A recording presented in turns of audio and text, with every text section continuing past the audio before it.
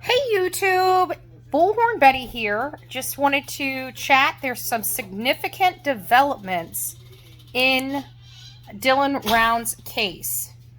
Listen here.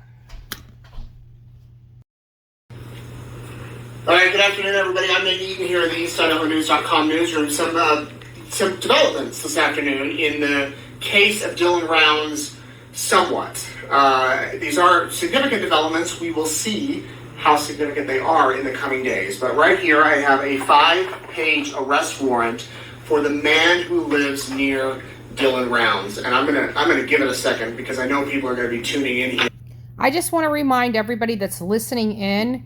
Typically, they don't go after these types of charges unless they do not have enough evidence to charge the person with the disappearance, i.e. or death of Dylan Rounds. So this is a major development, in my opinion, related to the Dylan Rounds case, that a neighbor is now arrested on firearm charges. But let's keep listening. So let me give you some background. If you're just tuning in, this is Dylan Rounds. 19-year-old, went to Rigby High School here in eastern Idaho. He moved to Utah a few years ago to begin farming on this dry farm. You can see this is his farm here. Very rural area near the Utah-Nevada border. Dylan last spoke with his mother on May 26th, right before Memorial Day. It was a Saturday. He was worried about getting the grain truck under shelter because it was starting to rain, and he didn't want the rain to ruin his grain. And so he told his grandma, I got to get the grain truck in. I'll talk with you later. No one has heard from him since. That was a Saturday. His family went out a few days later, and everything was eerie. His truck was still there, his pickup truck. His camper was still there. Right here is where he was staying. There was his truck. Obviously, his tractor was there, and there was no sign of Dylan. Since then... What is significant about this is that this person, Anchor, had it wrong. He spoke to his grandmother, not his mother, but as you heard, he did correct it at the end, saying that he was concerned. He told his grandma he had to go. He was concerned about getting his grain truck under shelter so his grain was not ruined. Multiple searches have been done. This is in the middle of nowhere. Closest town is about 30 miles away in Nevada, over the border, Montello, Nevada. And since then, several people in the area have been interviewed. Now, the Box Elder County Sheriff's Office is leading the investigation. The FBI is also involved. And it is the FBI that filed this arrest warrant just yesterday. And I want to make it clear that they are not connecting this person directly to Dylan's disappearance. But of course they're going to say that. I will tell you that, of course they're going to say that.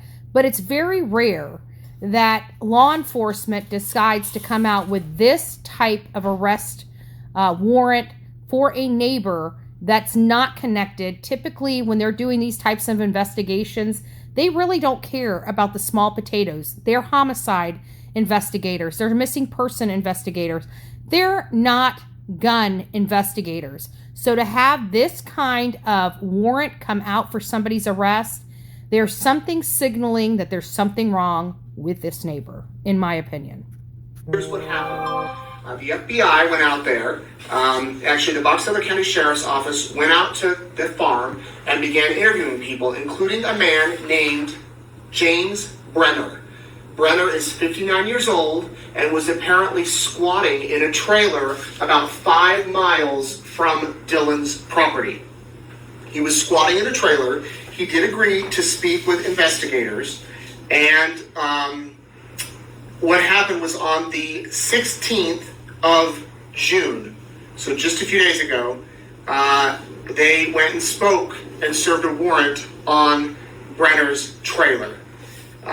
Now, just to pause this for a second, remember that Dylan told his grandmother when he was on the phone that day trying to get back to his grain truck that there was a crazed man walking down the street with no shoes that wanted a ride and wanted to use his cell phone.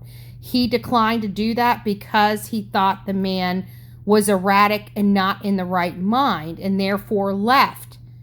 Is this that man? Because again, he just acknowledged that Brenner was a squatter only a mere 5 miles away from this very desolate rural farm.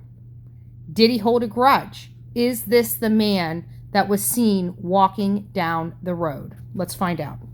So I'm gonna read directly from here on the affidavit. And first, I want to say Brenner is a convicted felon. He has served time in prison. I believe it was 33 months in prison for possessing a firearm as a felon. Obviously, if you're a convicted felon, you cannot have guns. He served 33 months in prison for having firearms. He also has other felonies on his record. So the police spoke with Brenner, Brenner lives about 5 miles from Dillon's property. On the 11th of June, Box Elder County Sheriffs asked that the FBI come and join the case. On the 16th, they searched Brenner's trailer. They found ball ammunition, ignition caps, black powder, speed loads, all related to muzzle loading. Those were photographed in the trailer. They were not seized at the time. There were no muzzle loader firearms located in the trailer at the time.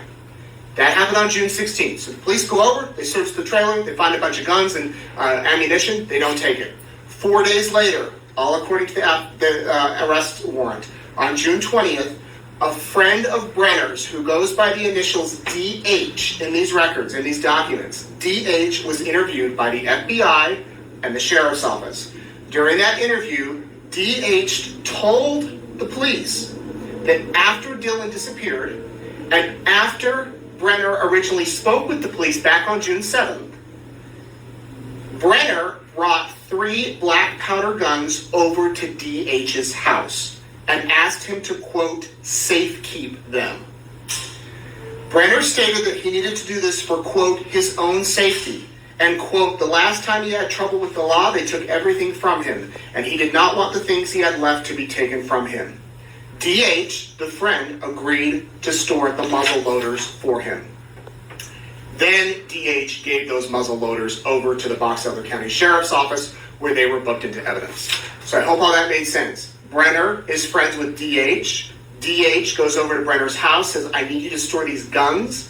When he was asked why, he says, you need to keep them for safekeeping because last time the cops got involved, they took everything from me, and I don't want the things I have left to be taken. Right? Is DH says that Brenner also brought him a rifle, a .22 caliber rifle.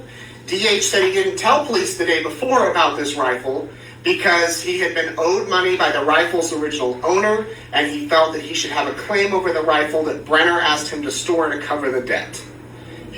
So it sounds to me like the rifle may be stolen or have reportedly been stolen or is soon going to be reported stolen.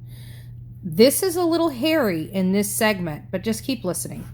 Explained to police that the rifle had been in the trailer on the property where Brenner had been living prior to him living there by a person who owed DH money. A little convoluted there, but basically DH was owed money by the person who owned the trailer before Brenner moved in. Brenner moved in, took possession of the rifle. He then asked DH to store the rifle. DH didn't tell the police about the rifle because he felt that he had possession to it because the original owner owed him money. DH turned that rifle over to the FBI. It was loaded with 5 rounds of .22 caliber ammunition. So on the 21st, that very same day, the police went over to Brenner's trailer and they seized all of those original guns that they had been told about days earlier. So James Brenner, an arrest warrant issued for him. Police are very clear in here to not connect him to Dillon's disappearance, but it is interesting to note that one of Dillon's neighbors, that an arrest warrant has been issued, that he is a felon, that he had all of these weapons in his possession. He was asking his friends to store the weapons because he was worried that the police were going to come and take them. That is the new news today. We're going to have a full story just a second on east.ohnews.com. You can read through it.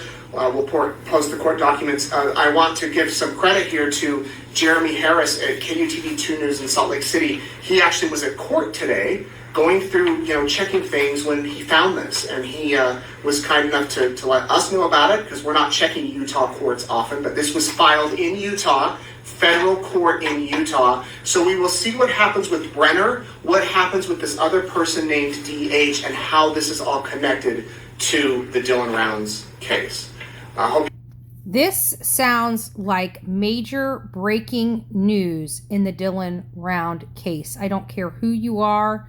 This is major information. Although not connected specifically to his disappearance, there is a reason law enforcement is doing this and going after Brenner.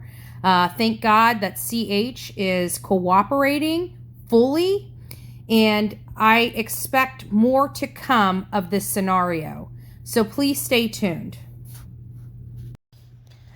So now that you heard the information, tell me your thoughts. Tell me your comments. Do you think this is related? Do you think law enforcement is putting the pressure on Brenner because he has information or maybe the primary suspect in Dylan Round's disappearance? That .22 caliber rifle, it does cause me to pause and be a little concerned. Black powder rifle can injure and kill somebody, or not rifle, but guns can kill somebody and injure them.